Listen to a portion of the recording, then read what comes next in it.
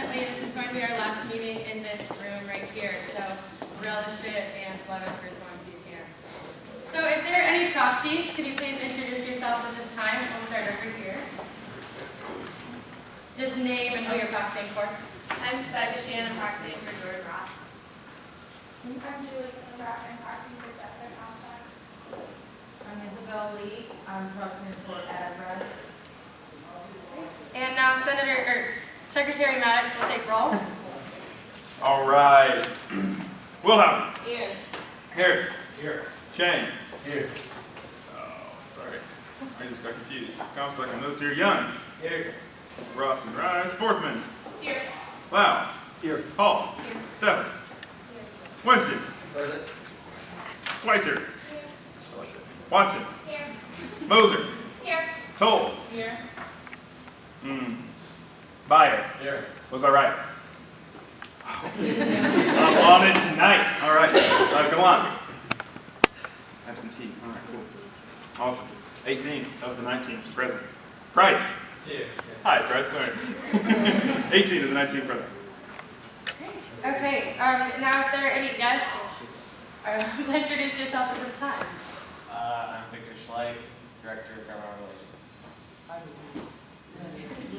Now please stand for the voluntary pledge of allegiance.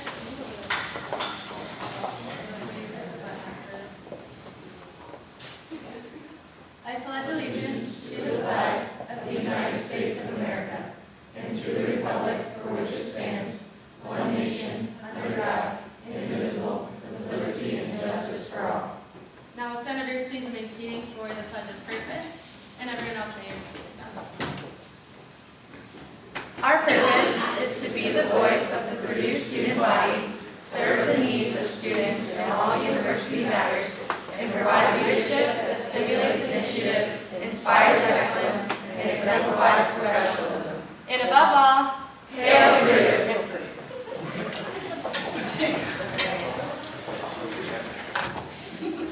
Now, are there any advisor reports?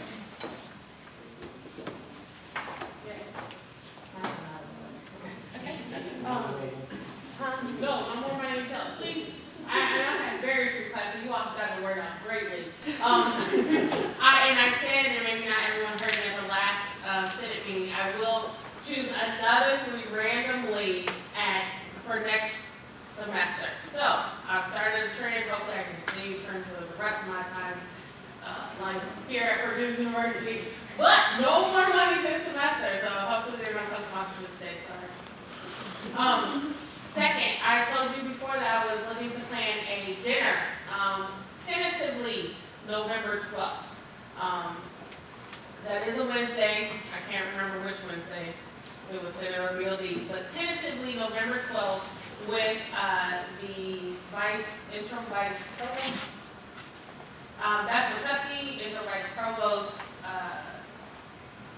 Frank Dooley, and interim vice provost Pam Horn.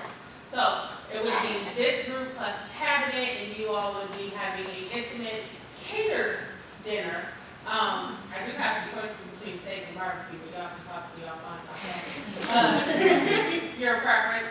But tentatively November 12th, I just need to settle down things. And that is all that I have. Are there any cabinet reports? Absolutely. Well, welcome everyone. First off, I just want to give a shout out to the SPA team, who unfortunately I don't think we have any representation from, but they worked very diligently with the President's office, working on Monday, you guys already received President Dean's email about the fall survey. About 6 hours after that got sent out, there were already over 2,800 responses, and that was 2 days ago, so we're collecting a lot of really good data from that, from what I've heard, and we're looking to kind of shape where we want to go for the rest of the year through that survey, so we're really excited about that. Additionally, I had a meeting on Monday morning with Jim Hintz and the people that are in charge that advise SFAB, and so we're looking to go through the SFAB documentation and review that. So I'm going to put a working team together, and I know some of the senators to be a part of that. So if you guys want to be in that conversation and work with the SFAB chair and whoever else might be interested in joining that, so you kind of go through and make a more concrete process since it's now going to be in its 4th year of existence, so we want to really solidify it. And similarly with the elections rules, we're going to be looking at starting a team to go through those as well. So if you have experience with elections, or if you are interested in looking at the elections rules, we're also going to be putting together a working team to make sure that that process is going smoothly as well. So I know there's been some work done in the IFA branch already, right? We're just going to get a more synergistic team to make sure that process is going smoothly. Any other county reports? I just have a quick one. If any of you new seniors haven't received your poll yet, see Lori in the office or receiving activity as well. Great. Okay, any more? Can I report on the Annie youth lab? Just want to update. You saw in the expo we gave out, and I think there was a report. So they got over $390,000 for this first term that was October 1 through the end of February. We did have some appeals, and so we hurriedly, I don't know if that's the real word, but we quickly created, we quickly created an appeals process through the Office of the Dean of Students, and so there were a number of groups that have appealed. We are still, I believe, waiting the results of that, but I just wanted to kind of give you an update that there was a process. There are some groups that appealed strictly because they believe that there were errors in their assigning of finances, and we wanted an outside party to make it not happen, and we will move forward. All right, well, now we'll move on to informal business. So for our guest speaker today, we have Brandon Cutler, who is the Assistant Dean for Fraternity, Sorority, and Cooperative Life. So he'll talk a little bit, and then we'll have some questions and answers. If you want, in front, there, whatever. I'll move up here and try to just make circles. See everybody. Well, sorry that I'm not more distinguished. I'm sure you had somebody that was much more intelligent and fun to listen to that was supposed to be scheduled. But I called it a pitch hit in the bottom of the 8th. So I'm proud to be here. Proud to be in front of you all. Congratulations on your seat on PSG. It's pretty awesome. I was never a student body representative myself. I took the IFC route, which you probably explained with Fraternity, Sorority, and Cooperative Life job in my title. I've been at Purdue for about a year and a half. And prior to that, I was at Ball State for 3 years, Kansas State for 4 years, and Western Illinois for a couple of years. And so I'm trying to hit every state in the Midwest. I have 2 more to go. Hopefully Wisconsin somewhere in there, so I can pitch more. But we're really excited to be at Purdue. In the last year and a half, I've really come to find this place as home.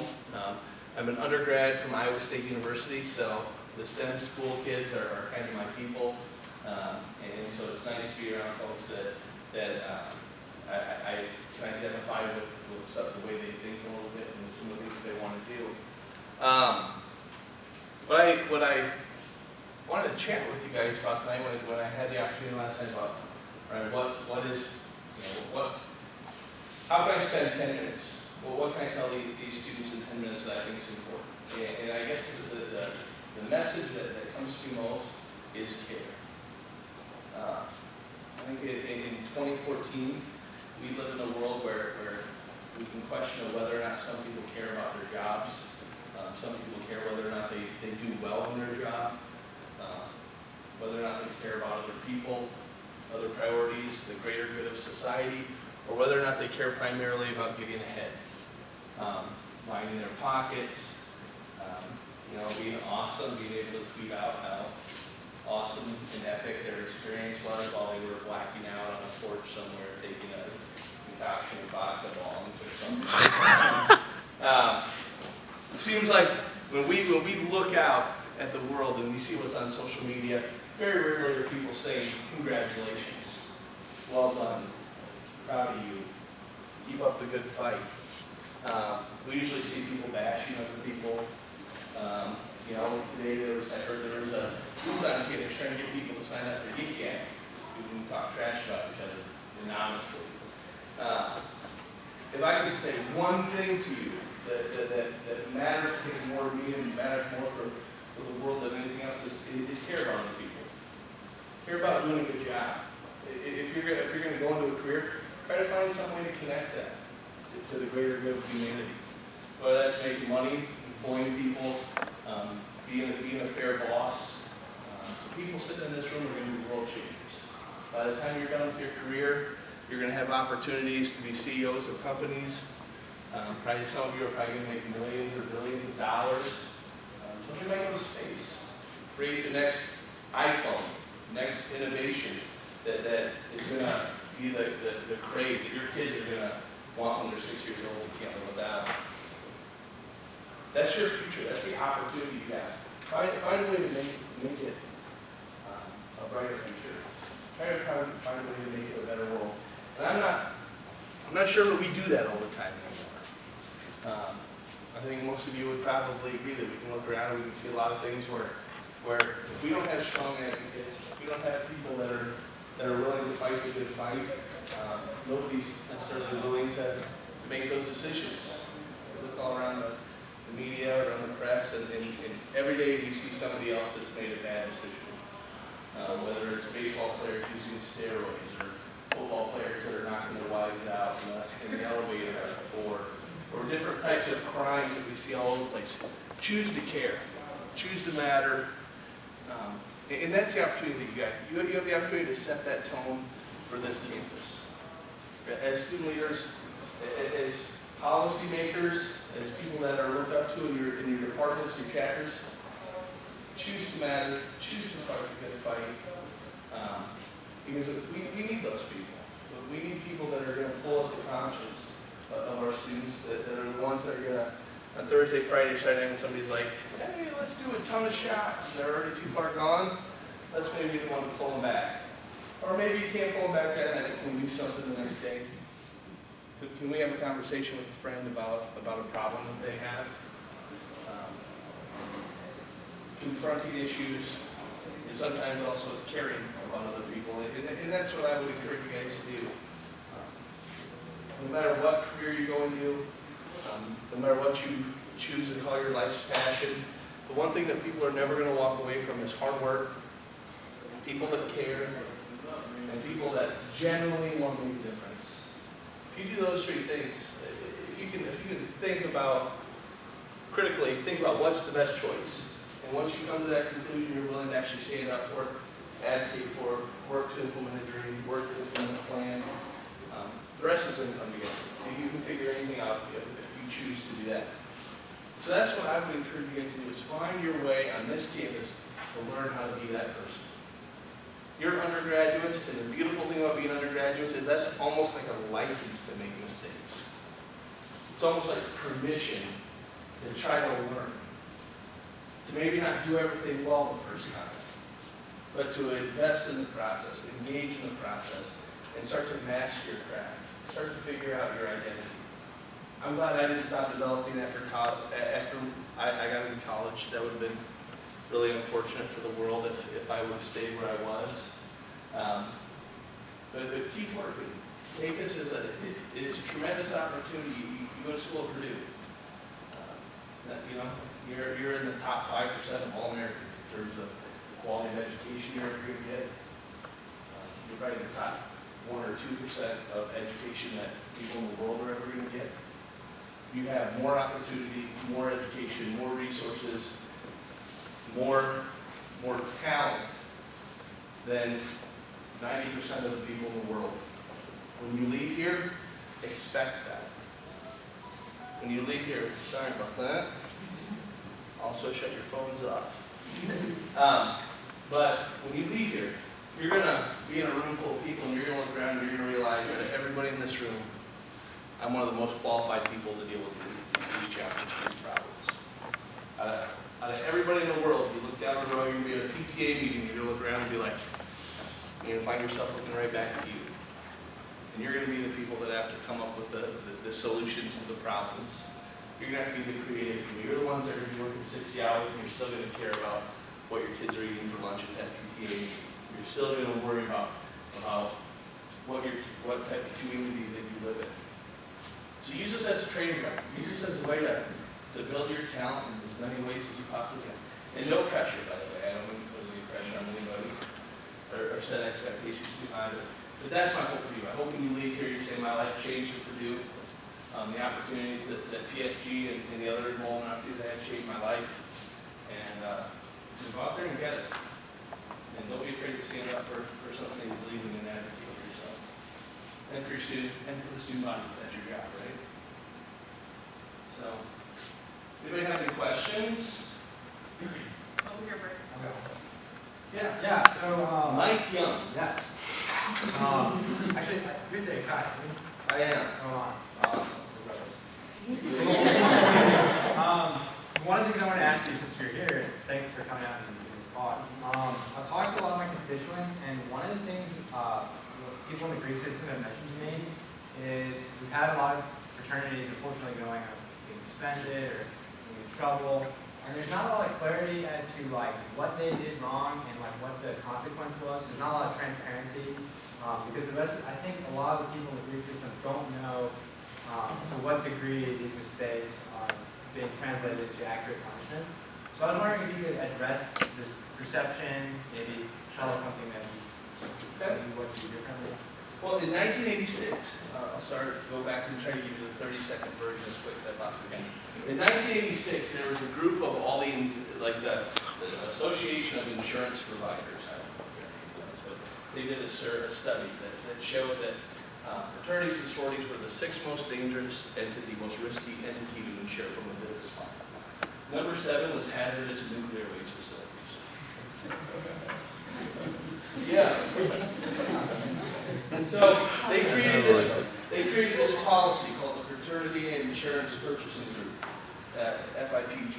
And out of this FIPG, they essentially created a liability protection policy that said the only way that we can fiscally survive, because without insurance, all the insurance companies, when we came in at number 7 or number 6, they dropped us. And they said, we're not going to insure fraternities and sororities, it's not worth it. So all it takes is one injury, one kid to fall off a balcony after drinking beer that a chapter provided, and they get sued for such an incredible amount of money that they liquidate chapter facilities, they liquidate chapter relics, all that stuff, just to pay the lawsuit. In other words, you go bankrupt without insurance. So they created this FIPG policy, which essentially says, number 1, you must follow all state, federal, and local laws. Right? So that means underage drinking, providing alcohol to minors, violence against another person, basically everything illegal you can't do at a chapter activity.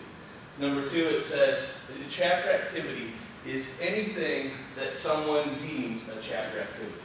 So if I walk by this and I see Bobby Haddock sitting there, I'd say, oh, well, there's the cabinet, that must be a PSG meeting.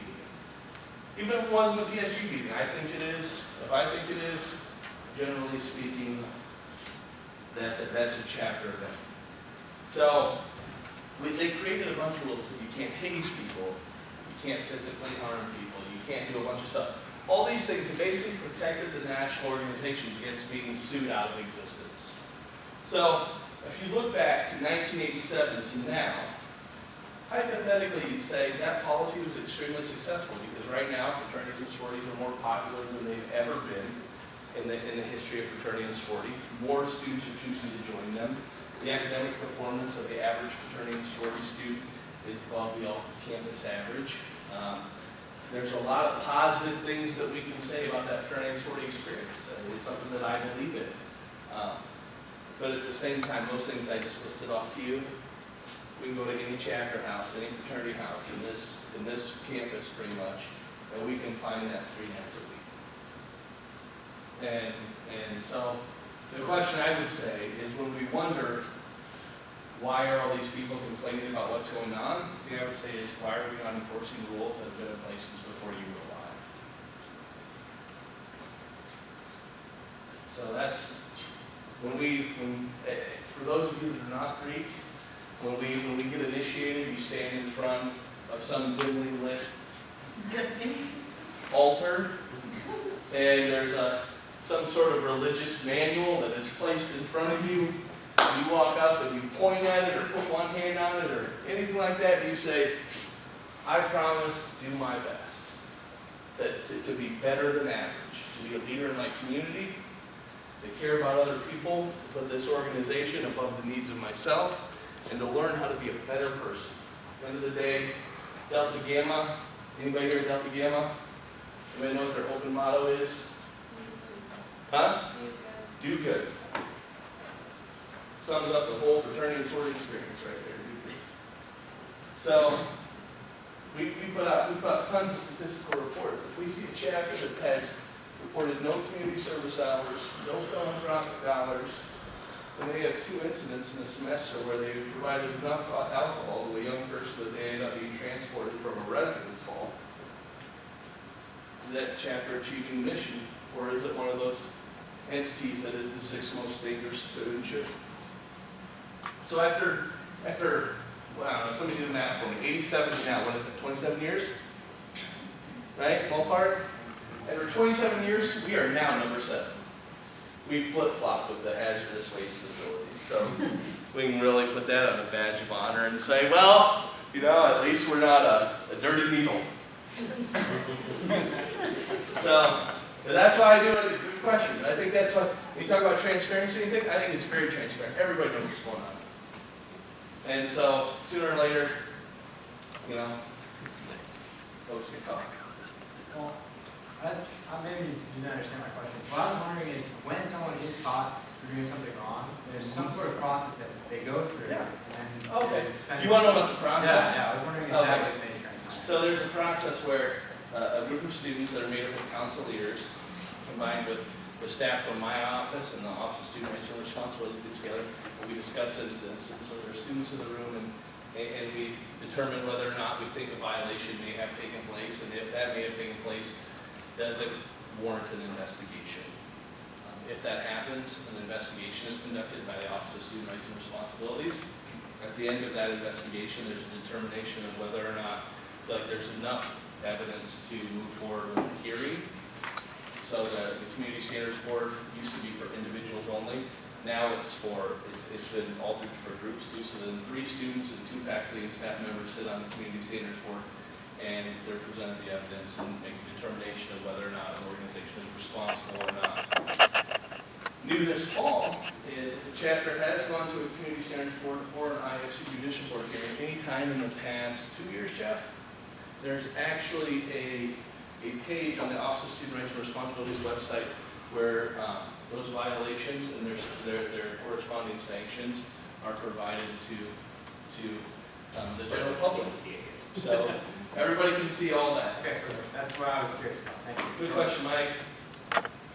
Yeah. I just want to, I just want to say that's for all student organizations, not. Yeah, that's the same thought, yes.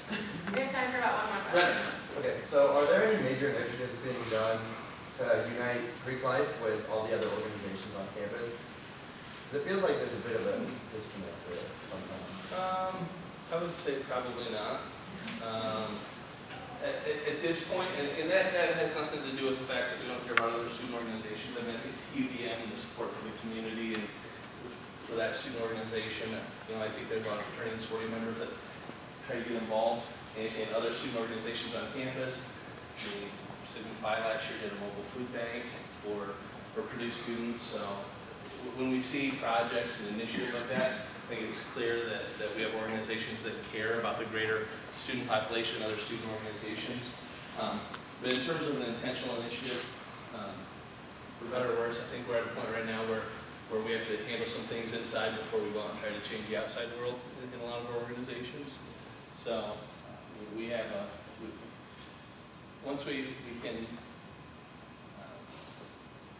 solve some of those problems, I think then maybe we'll be in a better position. But I think just trying to get our grades up to where they need to be, and make sure that our GPA is consistently above that all-student average, and the things that are standard operating procedures for good Greek communities across the country. We need to make sure that we're hitting all those marks before we. And in 10 years, I don't know how to bring that together. So I've been doing this for 10 years, and everybody has like the idea for the magical barbecue where we're going to do a barbecue. Everybody can come out and sing Kumbaya and love each other and respect each other, and it's going to be fantastic. I think that some of those things help build networking, but I really think it's a general mindset of students that want to continue to meet people. You join an organization, you find a place, but even if it's PSG, I'm sure there's some of you that as soon as you got on PSG, you became best friends with each other, right? And some of you, maybe not. Maybe not. But I think it's that constant desire to want to meet new people, to find new experiences, and the only way you do that is by reaching out to new people. So, sorry that we're not doing that. You should champion that better. Get IFC to take that on. All right. Well, thank you so much.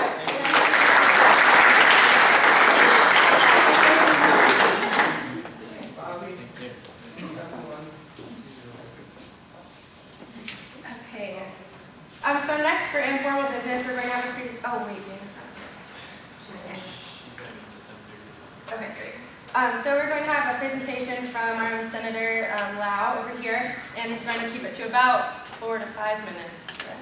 We'll fly then. Yep, we'll fly. Okay. So I guess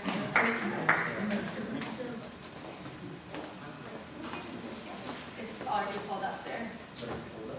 Yeah.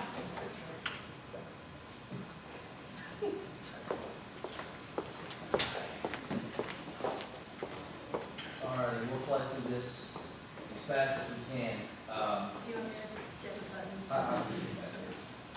So this is going over the revisions to the Purdue Student Government Senate rules for conducting business. So first, what's going on here? What's the what and why? So kind of an overview. The standing rules is the governing document for Senate. It establishes our procedures and how we do business. And it's our responsibility as a Senate to maintain these rules as we go through time. The problem is, it's been 2011 since we've actually updated these rules officially, so it's about time we get our house in order and be able to take care of this. So what happened is IFA, that being myself, both John, Mike, Clement, Caitlin, and Kaylee Weber all sat down and we started at the top and we read it all the way to the end, and we were looking for adding things that have been bills that have been passed since 2011, updating anything that is a procedural thing that we do, it just wasn't reflected in here or anything like that that we practiced. What we didn't do is we didn't add anything new. So we came up with some ideas of things we might want to add in the future, but that's not included in anything that we did here. So what we're going to do tonight is we're going to read this bill and we're going to vote on it, and if we get a majority vote on it, it passes. And the bill and these new sets of rules takes place in effect in the next meeting.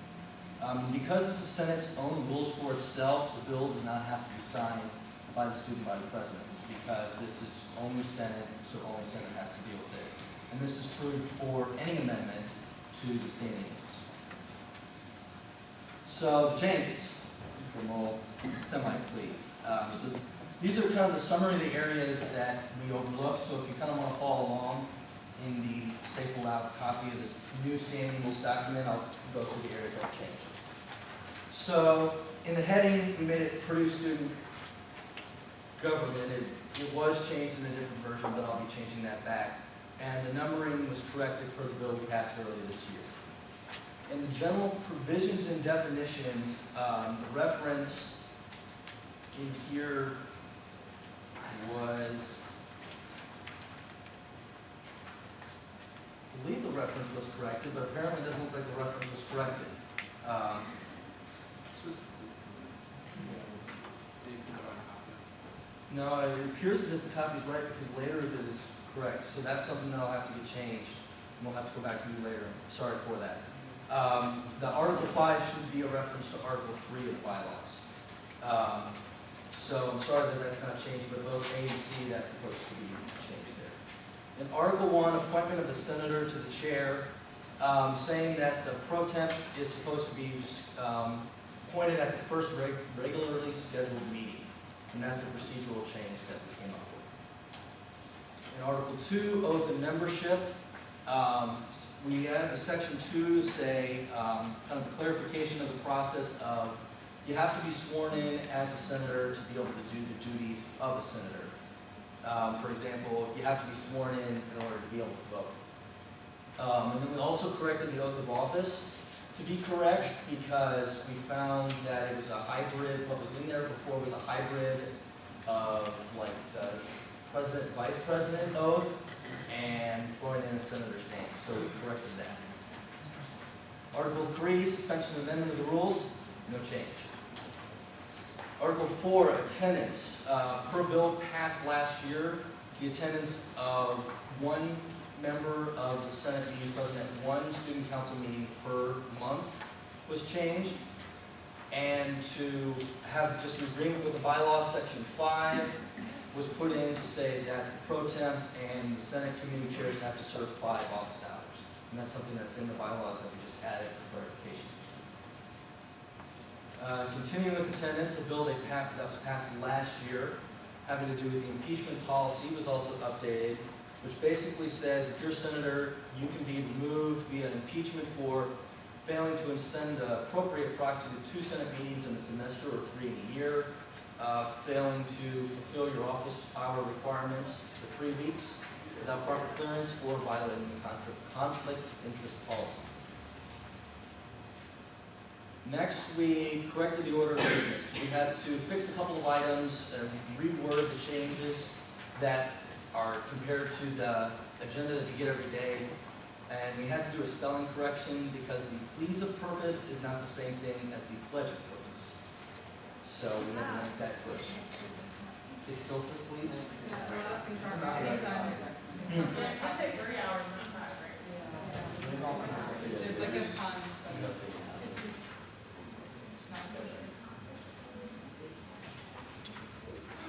Okay, so I guess maybe not so much follow along with this in that case. Article 6, voting procedure. Bill changed last year that said every senator and proxy has to vote.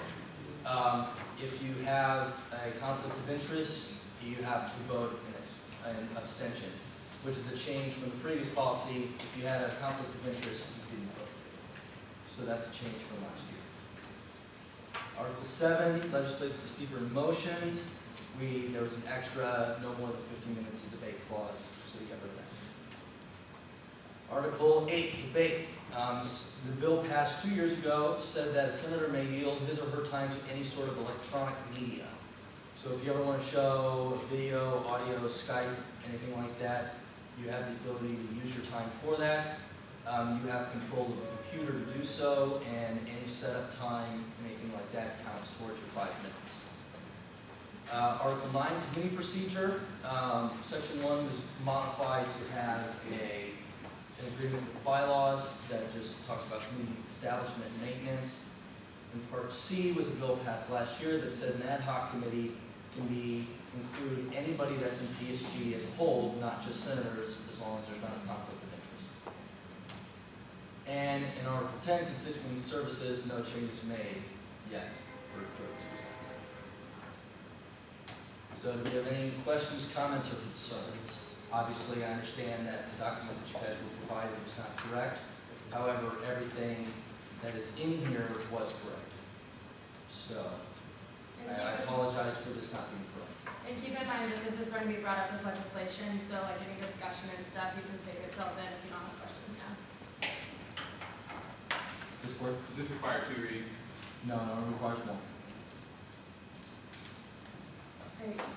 All right, thank you, Senator Lau.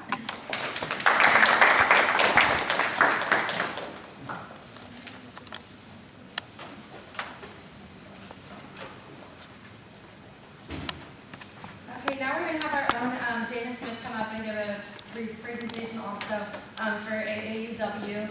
Just to remind you, this is the bill that we tabled last meeting so that we could hear a presentation from Dana. So please get up for Dana Smith. It's yeah, here, you can take care of that. Thanks. Hi, everybody. Hi. How's Senate tonight?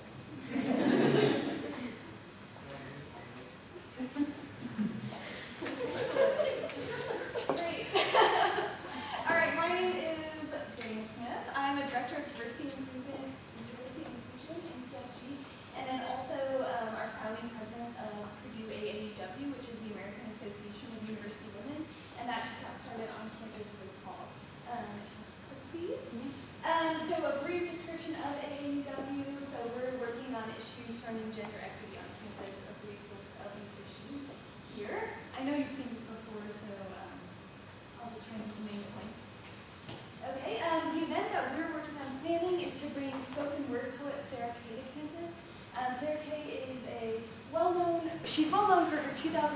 TED Talk, If I Should Have a Daughter. It's fairly viral. A couple of you may have seen it.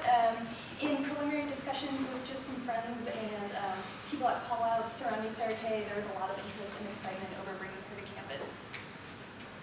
Excellent. So the event will be taking place on December 2nd. That's a Tuesday. It will be in the faculty lounges of the Union, holding approximately 250 people. This event is free to all students, and it will include a 45-minute performance by Sarah Kay, and then separately there will be a 60-minute creative writing workshop for about 30 people. Thanks. So some learning outcomes that we have for the performance. So really get students thinking about gender on campus and the implications for gender and how people interpret gender and how that affects our personal and professional journeys, empowerment, breakthroughs, etc. Thank you. Some of the partnerships that we are pursuing, so civic engagement and leadership development, we've received some sponsorship from that office, Purdue 360, the LGBTQ Center, a potential collaboration with the Black Cultural Center, as well as potentially Purdue Student Government.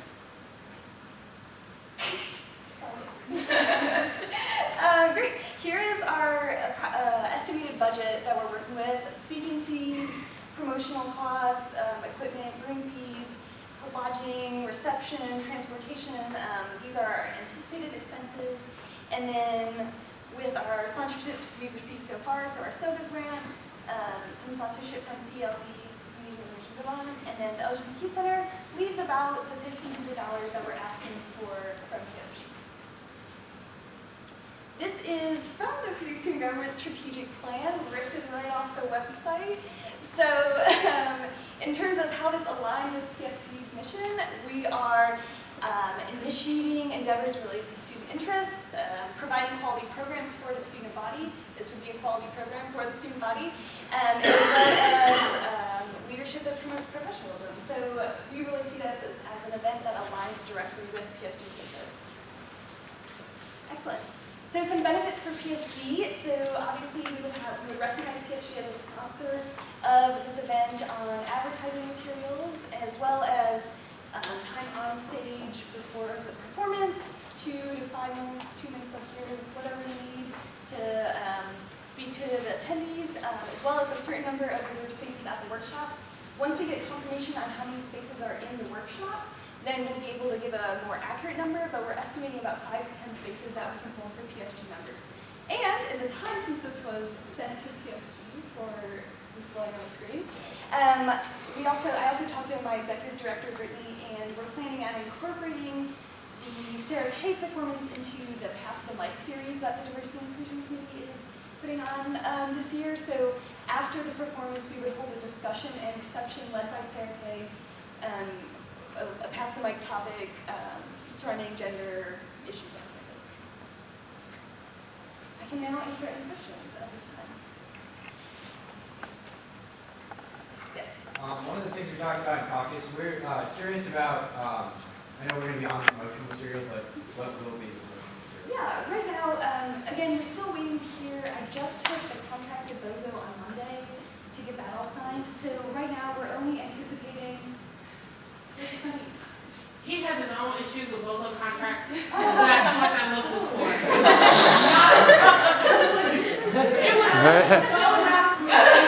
It was just strictly about Bozo and contracts. Okay, well, so Bozo has the contract right now. So we're anticipating that's really just going to be like normal flyers and posters. I know the money is not supposed to be used for t-shirts. I think that was on the application. So it wouldn't be anything that was prohibited from using funds. So right now, just probably flyers and posters. So what are your plans for advertising for this event? We're planning on doing some outreach to different groups on campus, so speaking in front of organizations, residence hall clubs, different like liberal arts student council, 360, so some organizations that have some big student populations, as well as distributing flyers around campus. So I know that some of us were concerned, what would happen if this co-sponsorship doesn't go through? Like if that amount of money isn't allocated from PSG, is there like a plan B? Yeah, absolutely. We would continue reaching out to different student groups to see, get some more sponsorships going. So $5,700 seems like a really specific amount. Is that the exact amount you applied for, or did you apply for SOCA? No, I believe we applied for 6,700 from SODA, and then with the money from Student Leadership Development, that knocked it down to 5,700. So that's the specific number that's available. Are there any other questions? Keep in mind that we'll bring this up for discussion later. All right, thank you, Dana, so much. Thank you.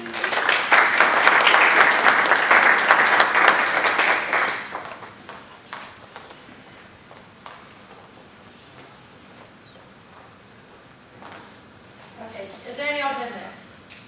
Seeing none, we'll move on to new business.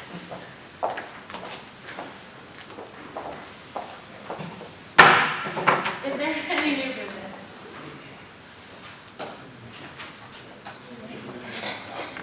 Senator Lau. Bill 14-60. It has been properly moved and seconded to bring out Bill 14-16. Is there any discussion? Senator Young. For those of us watching at home potentially, this is a bill. We're on camera now. This is a bill that will confirm, if it's passed, will confirm Henry Dealing as the head of SBA. Is there any further discussion? Seeing none, we will move to a vote. All in favor, please raise your name placards. All opposed? Oh, sorry. All opposed, same sign. Abstentions? Bill 14-16 passes. Is there any other new business? Senator Young? Move to bring out Bill 14-18 for sponsorship of Purdue's AAW KRACH. It has been properly moved and seconded to bring up Bill 14-18. It is amendable and debatable and requires a majority vote. Any discussion? Okay, while I think the speaker is a great idea, I think the club is just too new and young, and not very many members at this point, and so I think that we should amend the amount of money we're allocating. Do you want to make an amendment for that certain amount, or are you just saying that for discussion? I was gonna see what other people were gonna do on that. Is there further discussion on the bill? Senator Lau?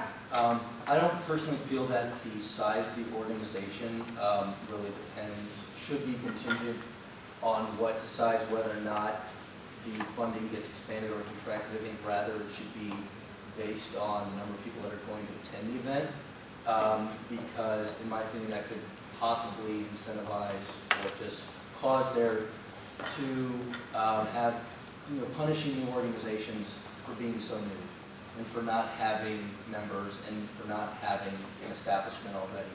I feel amending it based solely on lack of members is incorrect. Senator Harris? I think we all really pretty much know how we feel about this bill. We kind of have beat it to death the last 2 weeks. We know where we're at. We should vote on it. Senator Toll? Based on the discussion in caucus, I feel like maybe if we lowered the amount that would be given them, it'd be more acceptable for a lot of people to vote, because it is a good cause. It has the potential to grow. We did voted in favor for a new organization last Senate meeting, and this organization is given a stage time and other amenities as well. Senator Harris? Move to amend the bill to make the amount $500. Second. It's been properly moved and seconded to change the amount to $500. It's amendable, debatable, and requires a majority vote. Is there discussion on the amendment? Senator Young? I would say it's probably a little bit more than 500, so I'll probably go with 8,000. A point of order, you can amend the amendment. Senator Young? I move to amend the amendment to 8,000. Second. It has been properly moved and seconded to amend the amendment to change the amount to $1,000. Is there discussion on the amendment for $1,000. Yes. The way I see it, guys, we gave 500 to the Model UN. They're going to be impacting probably the same number of people. The way I see it, these groups that put on events with speakers usually don't attract that many people. And they're saying they expect up to 250, but I think that realistically it's not going to get that many people. But based on the potential for this organization to grow and to get more funding from different sponsors and to become a bigger presence on campus in the coming years, I think that it's important for us to get involved with this somehow, but I don't think we need to have that much of it. Senator Harris. I really kind of agree with Grace a lot. I think this is, an organization that's going to be important to our campus, can have some influence. I'm not a fan of how it's trying to start this. I think they're spending way too much money up front. I think this could have been done to the same scale, the same effect at a much smaller budget, and we should be responsible for funding that. But at the same time, I think that a great deal of this cause is already entwined with PSG. We're already embedded with this program. We're already going to be doing promotional and marketing materials for it and working on it as part of the SPA program. We're already providing a lot to this. We really don't need to be adding another $1,500 on top of that. I think $500 was on par with the UN bill that we passed last time. I think that's a fair amount. We get our name in it, telling people that something that we think is worthwhile, but we don't need to fund the entire event. Senator Cephas. I'm going to be yielding my time. Yes, I would encourage Purdue Student Government to, in making these types of decisions, make sure that you are reading your co-sponsorship application very thoroughly, to make sure that your decisions are warranted. Also to read your any constitution guidelines based off co-sponsorships. So I would encourage this rule-centered group to really read their information based off of what they can and cannot do. And I don't have it in front of me. Senator Winston. Yeah, I would have to agree that $500 would be appropriate for the amount that we're getting out of this. I don't really know if a creative writing workshop is really worth it for PSG, but I think being involved in the decision-making process is good. Senator Cephas. Just kind of as a point of order, we're supposed to be discussing the amendment of the amendments that Mike made, not the original amendment. So we're discussing whether or not we should change the amendment from 500 to 1,000. Absolutely. Point of order, that was absolutely in line with what was going on. We were saying that instead of the $1,000, we should be doing 500. This was all over. We're on track. Senator Cole. Direct question to Senator Young. Well, how did you amend it? Why were you thinking of the allocating the extra $500? Sure. Well, the Model UN event was a great event, but they only affected 50 students is what their estimated attendance was. And I think the estimated attendance for this event is 250. So that was one factor that made me think maybe this is worth paying a little bit more. We also get stage time, which I think could be a big deal because I'm assuming we're going to be going on directly before the meeting. It's an opportunity for us to get out and hang out there and talk to people in person. So for those reasons, and it is a new club, and I am sympathetic to the fact that it's a new club, so maybe there's some risk. But I mean, I've been involved in clubs that have been around for a long time, and things haven't gone so well, and new clubs have done an awesome job. So I think, especially, the final thing is when you look at the amount of money we spent so far, we definitely, we're arguing over $500 for a student organization. I think it's a good investment. I would give them the full 15 actually. But I think it's worth it. Is there any further discussion on the amendment to the amendment?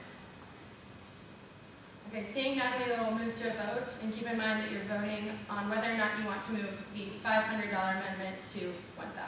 Does everybody understand what they're voting on? Yes. Okay. All in favor, please raise your hand, placards.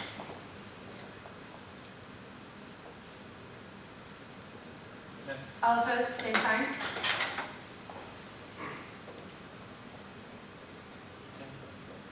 Abstentions? Bill 610 count. So the amendment fails. So we're back to the original amendment. So we are discussing whether or not we want to change the amount on the bill to $500. Is there any discussion on this amendment? Seeing none, we will move to vote. Keep in mind that you're voting on whether or not we want to change the bill to say $500. All in favor, please raise your name placards.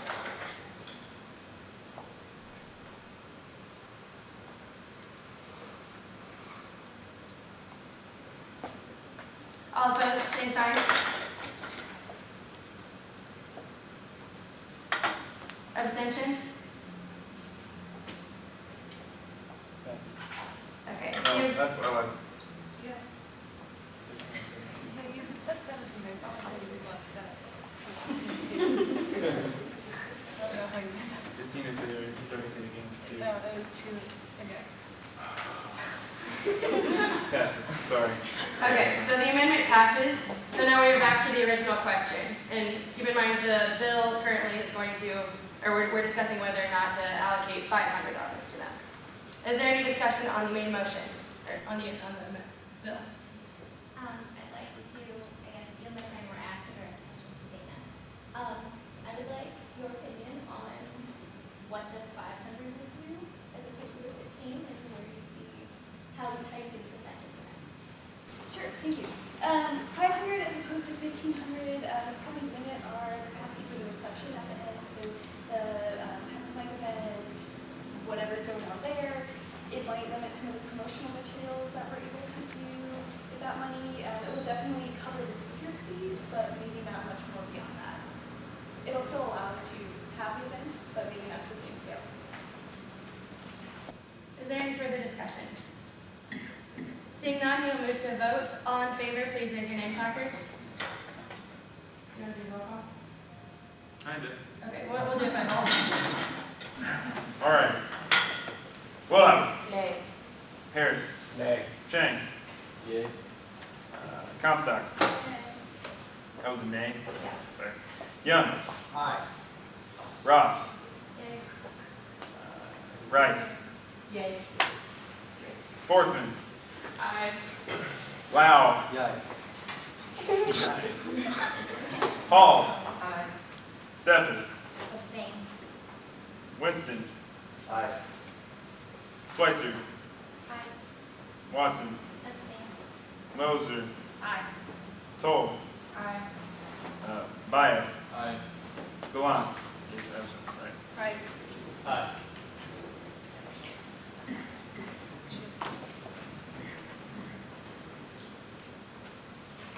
I got 14 in favor. It passes. All right. Bill 14-18 passes. Senator Young? Point for making, that was a vote tally. 14-3-2. Sorry. Is there any other new business? Senator Lau. Move to approve Bill 14-20. It has been properly moved and seconded to bring up Bill 14-20. It's amendable, indebatable, and requires a majority vote. Any discussion? Senator Lau. So, as we talked about in the presentation and all that, this is updating our standing rules for conducting business for PSG Senate. And I do want to make an apology that the incorrect version was printed off and provided to us in our bills. The correct version was provided to you in the email that we got with the legislation on Sunday night. So you do have that information somewhere floating around in your inbox. So again, I apologize for having the wrong piece of legislation placed inside the folder. Senator Harris. I'm not sure that I oppose anything in this, but I'm really uncomfortable voting on this without walking through it with the actual bill in front of me. I really would have liked to have had a chance to discuss this and see it as you were talking about it, presenting it. And if it were a bill that would require a second reading, we could vote on it tonight and get some more information in the meantime. I feel a little more comfortable, but if it's not, I'm going to go ahead and move that we table this until the next meeting. Second. It has been properly moved and seconded to table this bill. It requires a 2/3 vote. All in favor to table this bill until next meeting? Please raise your placards.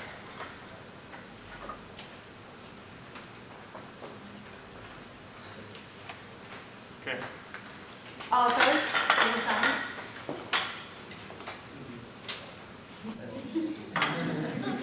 Abstentions? All right.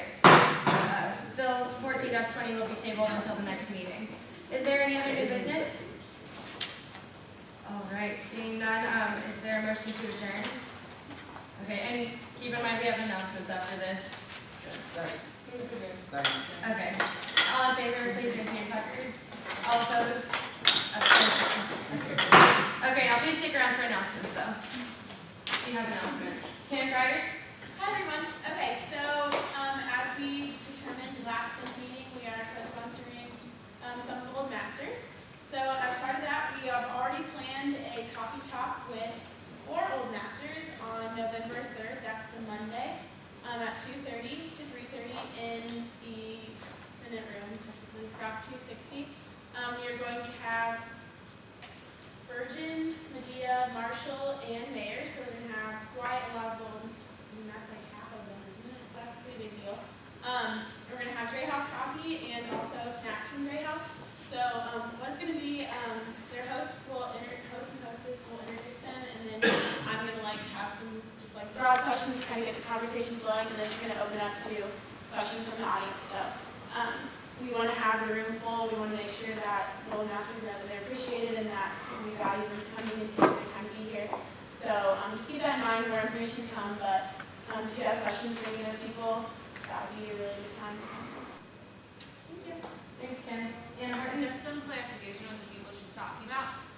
Spurgeon, Tom Spurgeon, he is the chairman of the board of trustees. So obviously, Purdue Student Government has a lot of things we would like to get in front of the trustees, and they can make a lot more decisions than we can. So think about some of your initiatives that you want to talk to them about there. Another one of the Old Masters was talking to us, Christian Marshall. She is a former chief of protocol for the White House. She worked in the Obama administration, the first Clinton administration. She was a special assistant to Hillary Clinton. So really just kind of researching these people. They're awesome. And if you have some good questions, we have some great information. Martina? I just want to say, a lot of you have some very strong feelings about sponsorship. If you want to set some additional guidelines and expectations, make sure you revise your sponsorship application so that you can hold you to that standard. Second, we are looking to have an open house kind of celebration for KRACH. I have some ideas and I'm invited Bobby to a meeting on Monday. But if you, I'm talking about big open house. Let's run this place and make a lot of crazy. People know that they can do great things here. So I would like any input and that's my ideas. I'm talking about running into the lawn.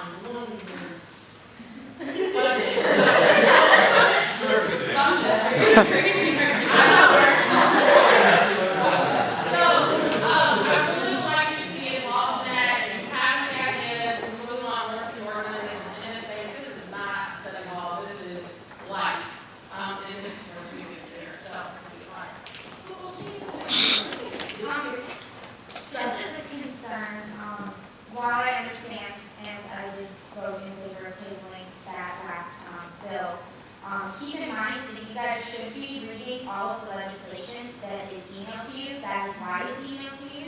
And you should be reading all these documents and be familiar with those documents before you have this. So we'll talk about things like on next Tuesday too. Sorry, go ahead. There's a meeting with the phone director tomorrow at 7. I know a couple of meetings on the other topics and said you're interested. Please come check it out. It's here, it's in the office, so no question.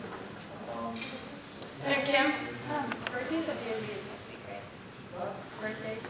Okay. If your birthday was in the month of June, July, August, September, October, or November, we are honoring you at the ED. So, you should be there. And it's also Halloween party, so all of the ED committees in the cabinet are dressing up in costume. So, and each of us are picking a theme. So if you guys like to partake in that, just after pick a theme and y'all dress it, and then we're giving out prizes based on best dressed from this area. So, keep that in mind. Sorry. Go ahead. I said something quick to Kansas about the master. It's open to the entire university. So, we're going to invite you to be as well as you guys. But if you have friends that are interested in hearing any of those people speak, please invite them. And to reiterate what Martia said, the co-sponsorship allocation is something we're not to versus revisions, so if you get a chance to revise that, we will go to that, whatever thoughts you guys have. And then if you want to talk about that, we will talk about then last one, unless somebody else has something, we'll go with Secretary Maddox. Well, in lieu of what Kim told us, about dressing up for the next meeting, that's inspired me to resign from my role as secretary, so I will no longer need. Y'all are a tough freaking crowd. I think I was up here trying to make everybody laugh, y'all were straight. Y'all do the same thing to me, dang on. No, I decided to resign. I think that's probably been relayed to all of you, but I also step down from this position. I still love PSG. I don't want to go. I told Bobby and Luke whenever I pulled them aside, it's basically like salt and vinegar, staying it. But here we are. It's going to happen anyway. So, au revoir to all of you amigos and amigas. If you have anything, let me know. We'll have a good time. All right. And as admissions will be your next meeting, you guys can Great. All right, if that's all, then thank you guys for coming. Make sure you guys hand me your folders so that we don't have any missing ones.